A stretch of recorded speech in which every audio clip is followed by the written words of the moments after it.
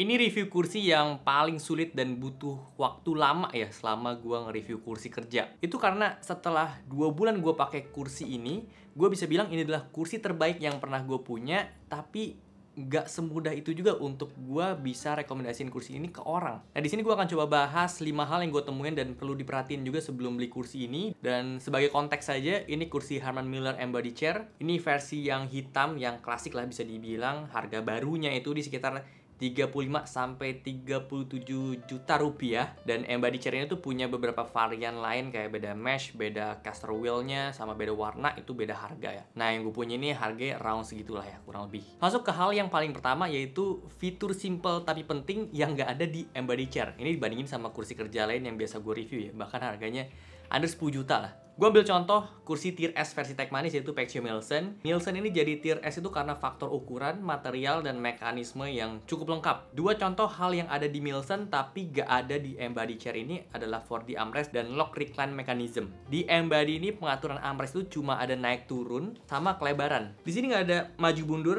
dan bahkan gak ada pivot juga. Awalnya gue heran kenapa mereka gak kasih, kayak itu jadi kekurangan aja gitu menurut gue di sebuah kursi yang harganya 30 juta lebih.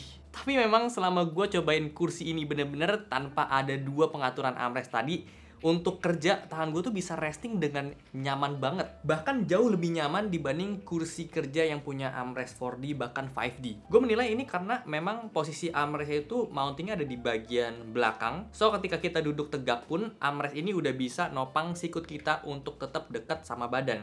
Beda dengan Milson yang punya armpad itu lebih kecil dan posisi mountingnya juga agak ke tengah. So wajib banget ada pengaturan maju mundur armpad kalau mau duduk tegak dan posisi sikut itu dekat sama badan. Jadi harus dikebelakangin dulu untuk si posisi armpad di Milson. Terus kenapa nggak ada pivot tapi tetap nyaman di kursi ini? Alasannya gue temuin itu karena pivot armpad yang gue biasa pakai pribadi ya, di fungsi ini tuh lebih ke untuk maksimalin kerapetan atau jarak, terus kedalaman juga udah gue adjust. Nah, kalau misalnya gue ngerasa masih kurang deket, gue baru putar tuh si armpadnya, gue keluarin supaya yang bagian belakang lebih dekat sama badan. Jadi gue bisa taruh sikut gue bener-bener deket sama badan kayak gini, dan gue bisa ngelakuin aktivitas kayak main handphone atau resting tangan aja, atau kalau lagi main game pakai gamepad itu lebih nyaman kayak gitu. Nah, kebutuhan akan hal itu udah bisa disupport sama si armrestnya Embody Chair ini karena dia model with adjustment itu yang dimasukin ke dalam. Dan ini bener-bener bisa masuk banget. Terus dia bikin ada kemiringannya lagi supaya ini lebih natural gitu posisinya.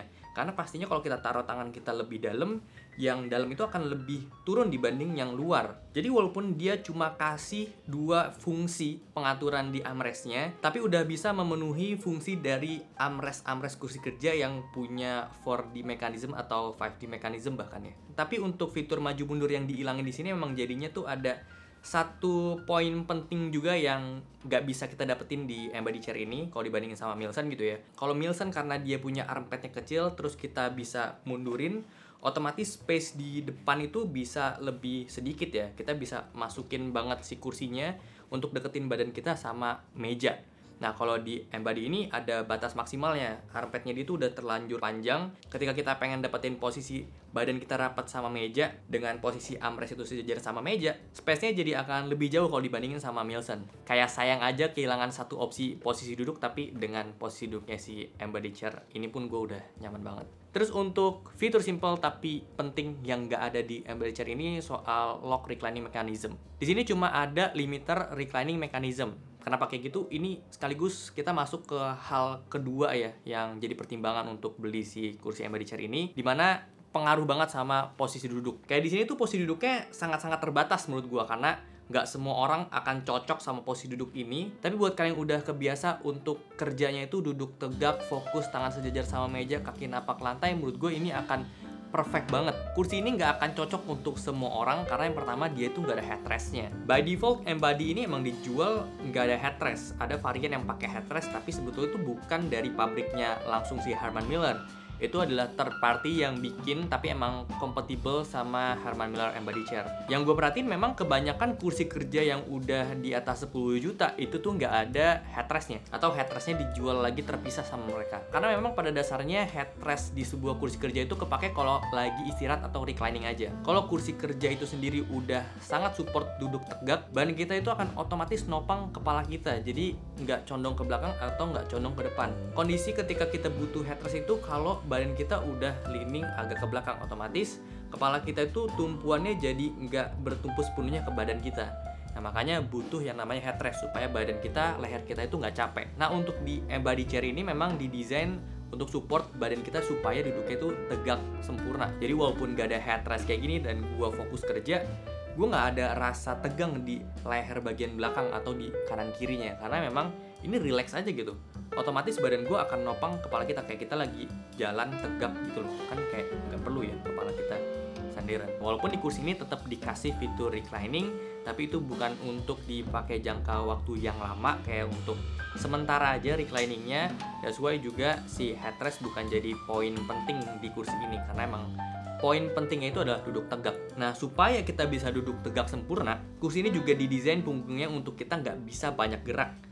Dipaksa untuk duduknya itu kayak di tengah gitu ya. Walaupun ini bisa fleksibel di bagian punggung, terutama di bagian atas, bukan berarti kita tuh bisa duduk yang miring-miring dan agak ngasal gitu duduknya. Fungsi backrest yang fleksibel ini tuh untuk dia bisa nyesuaiin sama bentuk punggung kita aja sih, dan untuk stretching juga. Karena memang tujuan utamanya balik lagi soal ke duduk tegak. Makanya di sini juga ada satu fitur yang menurut gue ini paling penting dan jadi uniqueness-nya si Embody Chair ya. Kalau kalian perhatiin backrest-nya dia tuh kayak ada tulang-tulang di belakangnya, dan ini bisa dibikin kayak ngerapat gitu dan semua itu gerak ya kalau kita set, kayak nyengkrem punggung kita kayak pakai korset ya, gue bisa bilang.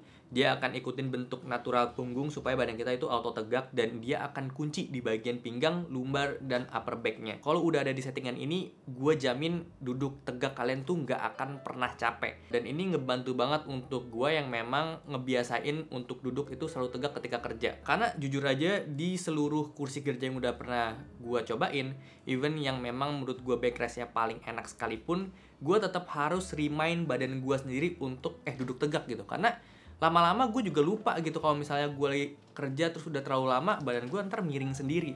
Nah, sementara untuk di sini, karena dia udah fokusin punggung kita tegak, si kursi ini tuh bener-bener jadi tools yang ngejagain postur kita tegak terus tanpa harus badan kita ngerimain sendiri. Karena ketika kita udah mulai agak miring badannya, kayak akan otomatis keras aja badannya, nggak akan nyaman duduknya. Menurut gue ini adalah fitur mahalnya dari si Embody Chair itu sendiri. Nah, itu juga alasan kenapa fitur reclining di sini tuh dibatasin, bukan di lock ya, tapi dikasih limiternya. Jadi di sini kita dikasih 4 posisi maksimal untuk kita bisa rebah ke belakang, dan yang paling maksimalnya pun itu nggak sampai yang rebah banget. Dan jujur aja recline di kursi ini tuh super nggak nyaman, karena badan gue ngerasa cepet capek sih kalau recline di kursi ini karena nggak ada locknya tadi, jadi harus nahan terus ke belakang. Dan gue pribadi kalau duduknya itu agak recline, fokus gue tuh nggak akan seoptimal ketika gue duduknya tegak. Ditambah juga ini nggak ada headrestnya, otomatis akan pegel banget kalau gue duduknya recline. Itu sama kasusnya dengan steel case ya, dia juga kayak gitu, defaultnya nggak ada headrest ya, dipaksanya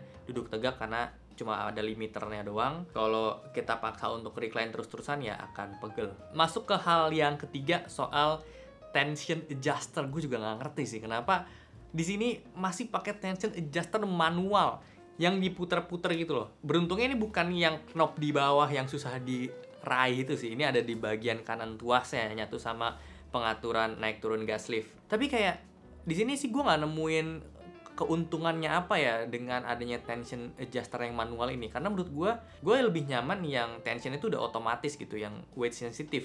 Gue mikir kayak di Pexio Roach, Pexio Regen, dan bahkan Oxyhome M6 yang harganya nggak nyampe 2 juta itu udah ada tuh weight sensitive tension adjuster. Jadi untuk di badan gue yang beratnya 70 kilo ini ya udah tinggal duduk aja, nggak perlu adjust tensionnya. Ketika gue pengen rebah sedikit ke belakang itu udah akan otomatis nyesuaiin gitu. Menurut gue sih kalau pakai yang weight sensitive di kursi ini akan lebih kelihatan futuristis aja sih ya. Kenapa harus pakai yang manual gitu? Lanjut ke hal yang keempat, soal reclining mechanism. Di sini kalau diperhatiin itu dan kalau dirasain ya, mirip banget kayak rocking. Nah, ini posisinya kayak ada di antara rocking sama synchronous. Emang mereka itu kasih namanya synchronous tilt ya kalau gua nggak salah.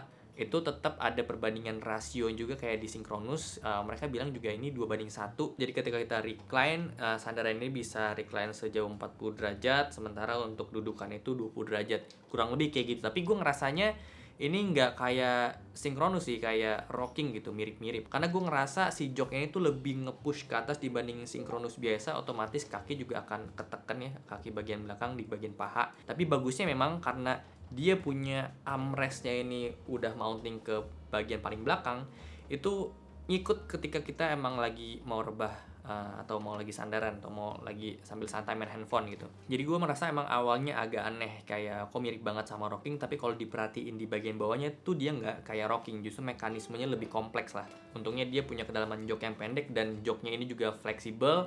Tinggal gue tambahin footrest yang di kolong itu aja, gue udah nyaman duduknya. Terakhir, soal harga.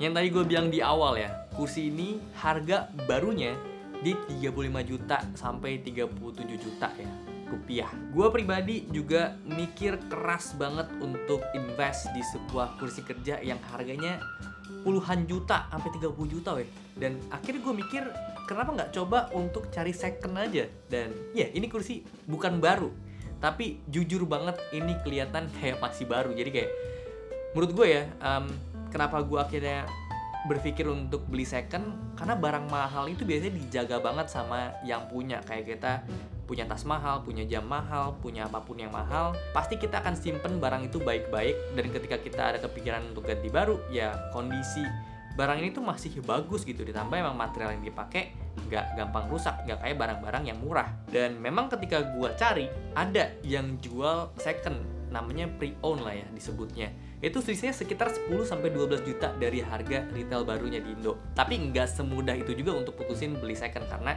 harganya itu masih di rentang 25 jutaan, 25-28 juta. Tapi ya selisih 10-12 juta tuh lumayan banget menurut gue. Tinggal gimana kita bisa cari unit yang terbaiknya. Dan ya di toko ini juga mereka punya beberapa varian ya, punya stoknya tuh lumayan banyak. Kita bisa lihat aja, pilih-pilih aja sih. Mereka kasih kita untuk bisa datang ke gudang, terus lihat unit mana yang menurut kita paling oke secara fisiknya, dan ya kita bisa bawa pulang deh. Nah di unit gua sendiri ini memang nggak 100% perfect ya. Jadi di bagian wheelbase itu ya ada dentnya, ada scratchnya, tapi cara fungsi overall ini aman banget. Paling secara garansi aja sih yang harus jadi concern juga, karena garansinya nggak dapat 12 tahun kayak resminya Herman Miller. Ini cuma dapat garansi toko aja. Jadi itu ya 5 hal yang bisa gue bahas sebelum kalian beli Herman Miller Embody Chair khususnya. Pertama, kalian harus ingat betul-betul kalau kursi ini tuh dibandingin dengan kursi-kursi under 10 juta, fiturnya kelihatan lebih minim. Tapi justru itu yang jadi selling point-nya mereka. Mereka tuh punya tujuan yang spesifik banget. Ya kalian dipaksa untuk bener-bener duduknya tegak tapi nggak capek gitu. Dan terakhir, ingat juga kalau kalian tuh punya opsi untuk beli kursi ini secara second aja. Tapi ingat, ini opsi aja. Nggak ada salahnya kalau kalian punya uangnya ya untuk beli baru, karena akan dapat garansi lebih panjang juga. Gue belum bahas part-partnya secara full di kursi ini, karena menurut gue yang penting gue bahas dulu soal persepsi kita nih harus sama melihat kursi ini tuh sebagai kursi apa gitu. Karena kalau ngebahas cuma speknya doang, gue pribadi juga kayak nggak tertarik sih ya sama kursi ini. Kayak pesannya itu loh yang harus dapet. Ya jadi semoga kalian bisa ngerti, bisa paham kenapa ini kursi memang tidak murah. At least itu 5 hal yang dari pertama kali gue pakai kursi ini tuh jadi pertanyaan besar di kepala gue juga ya. Semoga bantu untuk kalian putusin beli kursi kerja yang kalian butuhin gitu. So segitu aja untuk video kali ini. Thank you banget udah nonton. Kalau suka boleh like, share, dan subscribe. Gue sampai jumpa di video selanjutnya. Terima kasih.